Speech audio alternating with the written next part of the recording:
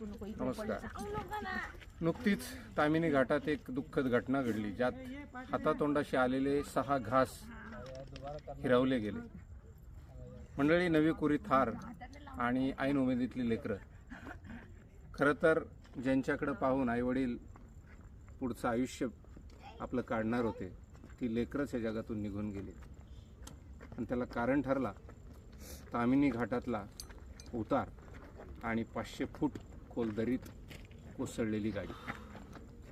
यात कुणाची चूक होती, नेमकं काय होतं, याच्या खोलात न जाता मला सगळ्यांना एकच विनंती करायची, ती अशी आहे की आपला अनुभव खूप मोठा असतो, अनुभव खूप मॅटर करतो.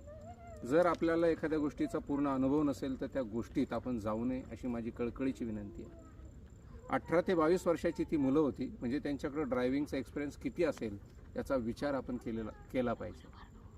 ज्यावेळेस एखादा ड्रायव्हर म्हणतो ना 1500 रुपये पाहिजेत किंवा 2000 रुपये पाहिजे, तर त्याला आपण स्वखुशीने दिले पाहिजेत. कारण ते 1500 किंवा 2000 हे त्याच्या अनुभवाचे पैसे असतात आणि तो आपल्याला अतिशय सुरक्षितपणे नेतो, सुखानं परत आणत असतो.